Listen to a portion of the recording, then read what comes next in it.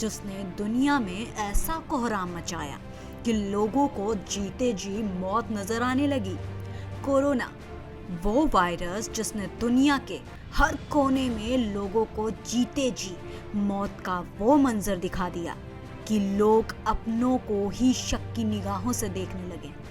मौत से बेबस लाचार लोगों की जिंदगी का वो काला दिन जिसे आज भी लोग याद करते हैं तो आंखें भर आती हैं, और दिखता है तो बस वो डरावना मंजर जब शमशान घाट दिवाली के दियों की तरह धधकती आग में जल रहा था। मौत की आगोश में सोने वाले शरीर को जमीन तक नसीब नहीं हो रही थी। उसे लेकर एक बार फिर चीन सवालों के कटघरे में खड़ा हो गया है।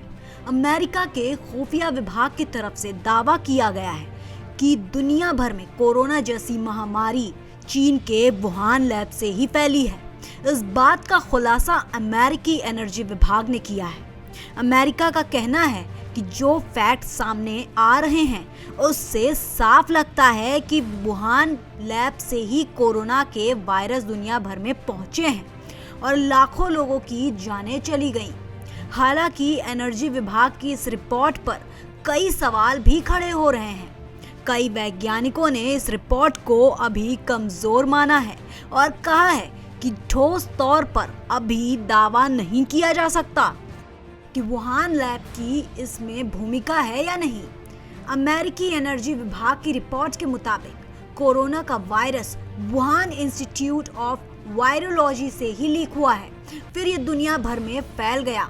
हालांकि चीन पर ये आरोप पहले भी लगते आ रहे हैं और चीन बार बार इस आरोपों को खारिज करता रहा है।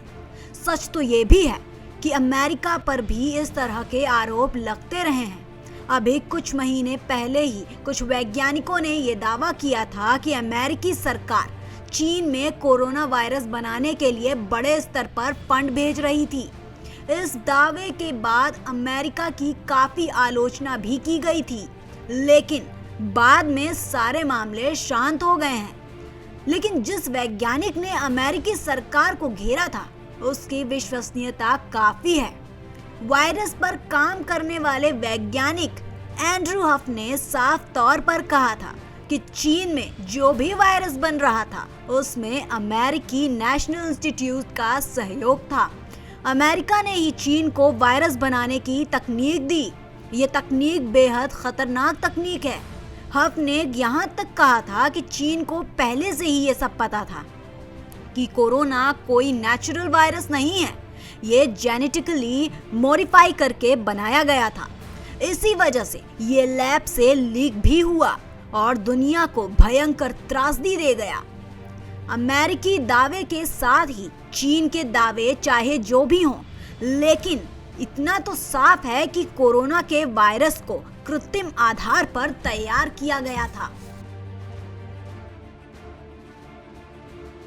हालांकि दुनिया के कई वैज्ञानिकों ने कोरोना बीमारी को ही चुनौती दी है और कहा है कि दुनिया भर के कई एनजीओ जिनका लक्ष्य फार्मा उद्योग पर कब्जा करना है, अपने लाभ के लिए इस तरह की बीमारी से लोगों को भयभीत किया करते हैं और दुनिया की सरकार और तमाम तंत्र को पैसे देकर दुनिया को लूटने का काम किया है।